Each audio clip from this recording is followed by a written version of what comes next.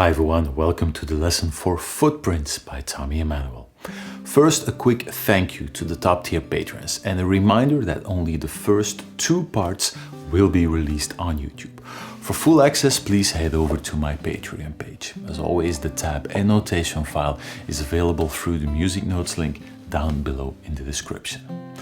So I recently did a tutorial on Sail On, and in that intro I stated that it was an easy or easier Tommy Emmanuel song. On my Patreon page, which is always several weeks ahead of what I post on YouTube, I immediately got quite a bit of pushback on that statement, stating that the song isn't that easy at all. So at the risk of running into the same wall, I'm going to try and redeem myself here by covering Footprints. It's not a well-known song by Tommy, and it seems as if he rarely performs it live. If you look it up on YouTube, you'll see that there are no videos of him playing through the song, at least none that I could find. But I honestly can't think of an easier song by Tommy. Lots of open chords, only 2 bar chords in the whole tune. No thumb pick, no flat pick, a medium tempo, no drum solo in the middle of the tune. I don't know what else we could ask for if we want a playable Tommy Emmanuel song. But despite being less complicated, it still has everything that we like about Tommy's music. A great flow, a gripping atmosphere, and a memorable melody. I've taken my time with this tutorial and I've focused the speed on players starting out in Tommy's style. More experienced fingerpickers can probably get to work with the tabs and get good results really quickly. The only part to watch out for, even for experienced players, is a deceptive way of fretting a few more or less basic chords in the chorus, but we'll cover that as soon as we get there. Let's start with the beginning first. Okay, straight to playing then. The guitar is in standard tuning. No thumb pick, no flat pick, nothing. All you need is a capo on the 4th fret. Now this guitar doesn't take that capo too well in this position, but because we have to count up 4 extra frets, I decided to go for a guitar with really clear position markings, so you can always just read off of the fretboard what I'm doing exactly. That is all. Let's dive straight into the intro. As always, one time through the whole thing and then all the explanation will follow on the other side. Here we go.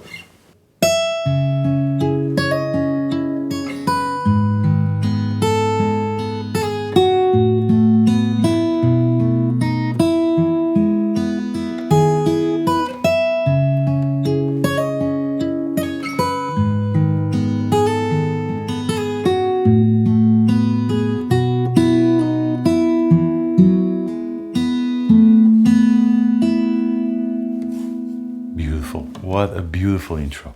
We start with the pinky on the 8th fret, with the pinky on the 8th fret. Now you always have to count up 4 extra frets because of the capo.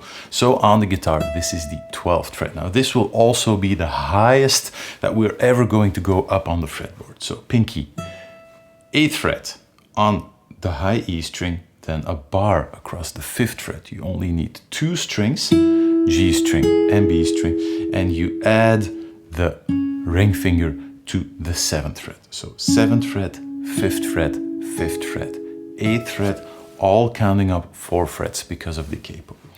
That first melody note is in front of the beat. 3, 4, 1. So first the high E string, then you land the open A string on the first beat.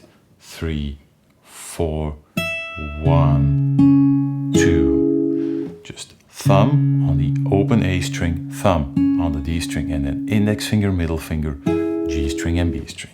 3, 4. Hammering on. 3, 4. Letting go of the pinky, playing the 5th fret and hammering on to the 7th fret straight away.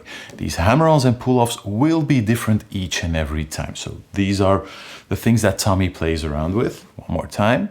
3, 4. To the 5th fret and then really quickly dropping the bar, the whole chord, and you're going to shift with the pinky to the 3rd fret on the high E string. Don't try to grab this first with the index finger because that one is closer by. You need the pinky straight away because you will have to fret the chord straight after that. And this is a melody note. This is supposed to ring out as long as possible. 3, 4.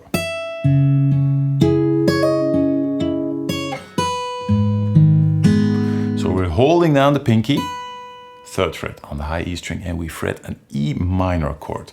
Low E string, middle finger 2nd fret, ring finger 2nd fret, and then open strings. Melody note in front of the beat. 3, 4. Same picking pattern as before, just a melody note and then low E string, low A string, and then index finger, middle finger on the D and G string this time. So we're basically just putting that picking pattern on the A string down on the E string now. 3, 4. Switching out the pinky for the index finger, still on the high E string. 1st fret. Arpeggiating D string, G string, and then a really quick pull off. So before that we had that quick hammer on. Now we're going to do the same thing, picking the 1st fret and pulling off really quickly. No 16th notes. Up until now everything has been straight in 8th notes. A quick embellishment as quick as you can, pulling off to the open string. 3, 4.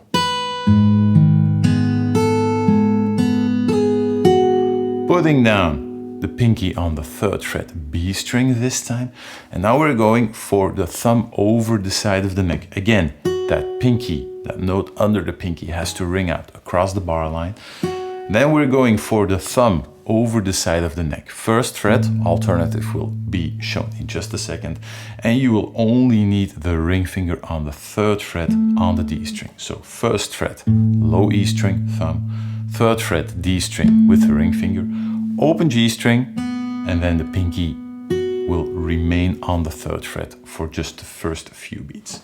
3, 4. And you switch out the pinky again for the index finger on the 1st fret, still on the B string. 3, 4. Picking pattern is just B string, E string, D string, G string, and then switching to the 1st fret on the B string, all in straight 8th notes. 3, 4. Switching to the 3rd fret. Now before we head into the next chord, if the thumb over the side of the neck isn't your thing, then you might try to play this with the index finger. It's a bit of an awkward chord shape, especially with the capo here sort of bumping up against your hand, but it is possible. Pinky, 3rd fret melody note, no problem. Index finger, 1st fret bass note, no problem. Ring finger, 3rd fret, no problem. Open G string, no problem. But then reaching with the middle finger for that 1st fret melody note on the B string is an awkward chord shape, especially because everything has to ring out. And then switching to the next bass note, if you use the thumb over the side of the neck, you're going to use the ring finger. If you use the index finger for the bass note, there's no other option than to go for the pinky. This works really, if you can do this, but it feels even stranger. So I'm guessing if you go for the alternative, the pinky is the only option. There is a 3rd way. You can just leave out that 3rd fret on the D string, and basically you're playing a D melody note down here, and you can sort of double that down below with an open D string as well. Then it becomes a little easier. And then maybe you can switch with the ring finger to that bass note. As always, plenty of options, see what works for you. I'm going to stick to Tommy's original fingering. Ring finger, 3rd fret, pinky drops down on the 3rd fret on the D string, giving you a G dominant 7th chord. Again, just going to keep arpeggiating.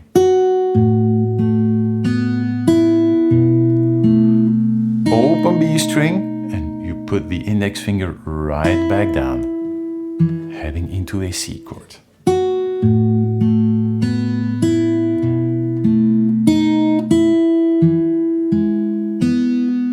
You just arpeggiate through the C chord all the way down to the B string. And as you move to the high E string, you drop down the bass note to the 2nd fret. Open E string, one more time the B string, 3rd fret on the high E string, and then we shift all the way back up to the 8th fret, and we're basically going to play the same chord shape as in the beginning. One more time, that last bar, 3 and 4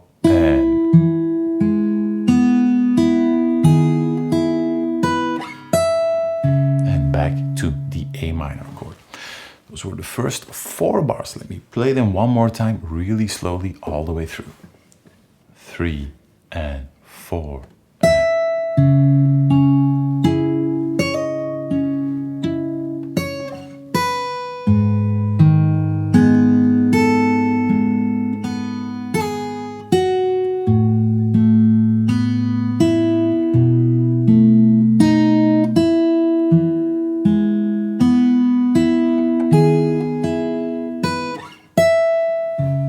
And then we play roughly the same thing with a few different embellishments.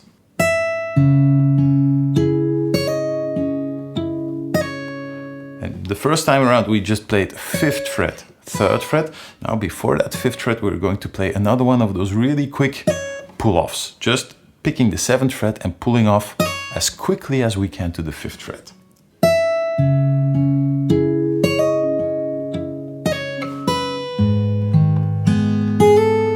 Same thing, just open E string, hammering onto the E string. Now there is a second fill that Tommy plays, and he plays 2 quick 16th notes in the next part of the arpeggio.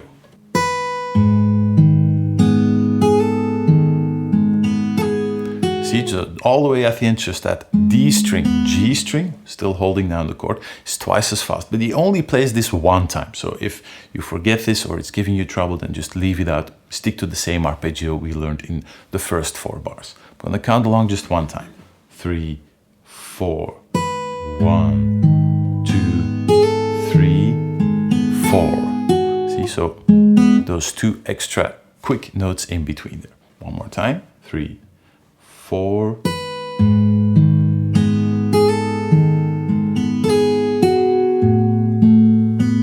Same chord shape. Now we're not going back to the 1st fret, but an open high E string all the way at the end.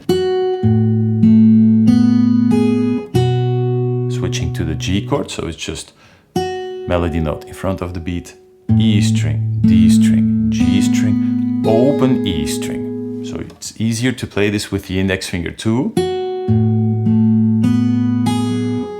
We move to the G chord, whatever option you pick, you end up with the pinky on the 3rd fret B string, ring finger 3rd fret on the low E string, E string and B string together, and then you drop down the index finger again, 1st fret on the B string, pluck B string and G string at the same time and pull off to the open string.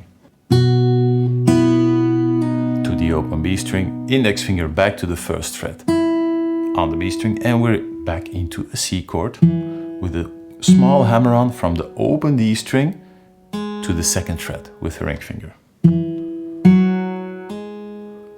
Hold on to the chord, add the pinky to the 3rd fret on the D string, and repick D string, G string, B string. So that last C chord.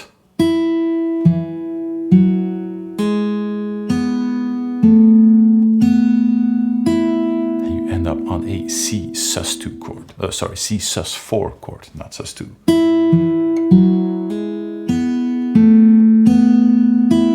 Concluding the whole intro. Just one more word on that alternative with the thumb over the side of the neck. If that alternative with that really bizarre chord shape in the first 4 bars doesn't work, then simply use this fingering with the high E string. It works just as well. One more time, those last 4 bars. 3 and 4.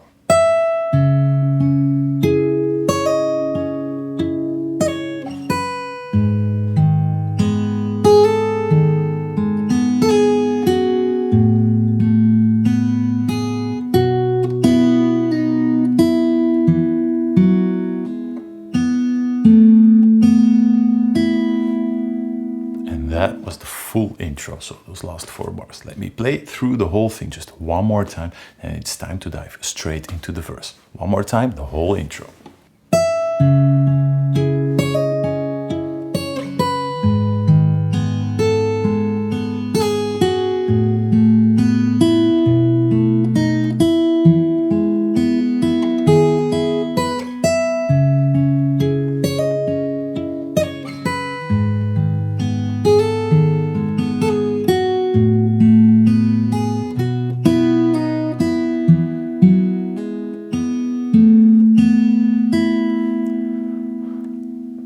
Maybe just one time with that alternative in the 3rd bar using the high E string, you'll see that it sounds fine.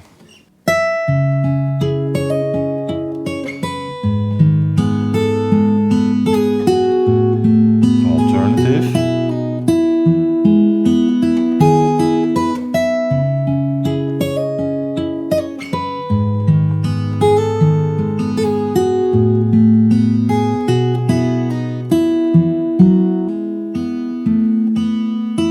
See, so just by playing the 3rd bar as you learned it the 2nd time around in the first 4 bars as well, using the alternative, the high E string, and not the thumb over the side of the neck, it allows you to leave out the thumb over the side of the neck completely. That being said, I think the intro is one of the trickiest parts of the song. As we dive into the verse, we'll be playing a lot more open chords. I'll see you in part 2.